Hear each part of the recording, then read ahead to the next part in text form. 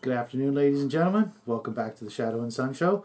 Today I'm going to be reviewing one of my favorite Robert E. Howard books. I've read quite a few of his stories besides just Conan, but this is still one of my favorites. And of course, the reason I'm going over this one today is it was, of course, recommended on page 224, I believe, of the original Dungeon Master's Guide in their little appendix of inspirational reading. And as you recall, last time I did Elric, time before that I did The Dying Earth. So I decided this time I'm going to go over one of my favorite stories about a fighter. Now, when this was written, when Dungeons and Dragons came out, the barbarian profession or class had not yet been written up, and I kind of think that, Conan is famous for being a barbarian. I think we should look at him through the eyes of the barbarian from the Unearthed Arcana book that came out, obviously after the first three books and after a few other books, and it had, of course, the Cavalier, the Barbarian, the Thief Acrobat, and other character professions and addendums and ton of other magic items and things like that in it. But trying to qualify him as just a straight fighter just really doesn't seem to pan out. Obviously, Conan was also a thief, and I don't know if I still have the original Deities book from the original Dungeons and Dragons. I couldn't find it, and I recall that in that book, I believe he was more than just a fighter. He was like a 10th level fighter, 7th or 8th level thief. But I do believe that Conan was more than just a barbarian. My personal opinion, by the time the very first chapter is read, Conan is probably already a second, third, maybe even fourth level barbarian. Just because some of the restrictions of the barbarian have to deal with their ability to be in proximity of magic without going berserk or fleeing in terror, those kinds of issues. And Conan never seemed to really have a lot of those issues. He dealt with mystics and things like that from time to time, and being in the presence of other wizards and things like that from time to time. So I really don't think I would really qualify him as a first level ever in these books. But he obviously goes on to do some pretty great things. Eventually, I don't want to give up any spoilers. I've read all the books, and I'm in the process of rereading the entire 10 or 12 book series again. And because the first time I read them was a very long time ago, and long enough to that I'm still being surprised by things that I don't actually remember. I've read a lot of books, folks, a lot of books, and you know I I benefit from that because I'm often surprised by what I read, because it's like, oh, I forgot about that. I've read Tolkien, the entire trilogy and The Hobbit, going on 12 times now, and if I wait long enough, I'll re-remember or re-experience things that that I literally forgot about the last time, since the last time I read those books. And it's actually kind of a benefit of getting old. You can reread stuff and learn new things, or re-experience things.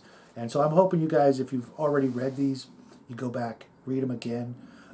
If you haven't, definitely give them a try, because this is nothing like the movies or the TV shows, if there are such things. I kind of vaguely remember hearing about a TV show, but I wouldn't give it the time of day.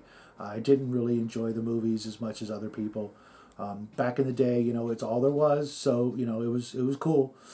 But the only thing that for me that ever really came close to the books was the Savage Sword of Conan magazine. Not so much the comic books, because believe it or not, the colored versions of the comics take something away, make it a little bit less dramatic, for me at least, and having everything in just black and white really forced the artists of the day to really, give it their all, because they knew they weren't going to have their work colorized, and it just makes it that much better. And now, they're incredibly expensive to pick up. You can pick up some, really just fair conditions of the Savage Sword of Conan magazines for, I'm going to say affordable prices if you don't care about the, mintness condition of the books. But, that's really the only thing that comes close to the actual books. And by the actual books, I mean the ones with this sort of typeface, these covers, the ones by Howard, Sprague, DeCamp, and of course Lynn Carter. Now, Lynn Carter and Sprague DeCamp, I believe, went on to write other stories that were, I'm going to say, not 100% canon, or, what Howard envisioned or wrote, but, that can be said about a lot of things like H.P. Lovecraft's work. And, while they may be good books, I'm really only, focusing this little video on the originals. I'm going to probably go out and pick up some of the other Conan books, as time goes by. I'm hitting up every bookstore I can find, and every swap meet and flea market and yard sale, in the hopes of, repopulating my book collection. But, when it comes to, the originals, that I consider these the originals. And, they are chock full of, fighting, monsters, lots of romance. It never really lasts for Conan until later on in life. He had one or two romances that, are really memorable and, heartbreaking when they were over. Belit, for example, if you guys have read that far, you know what I'm talking about.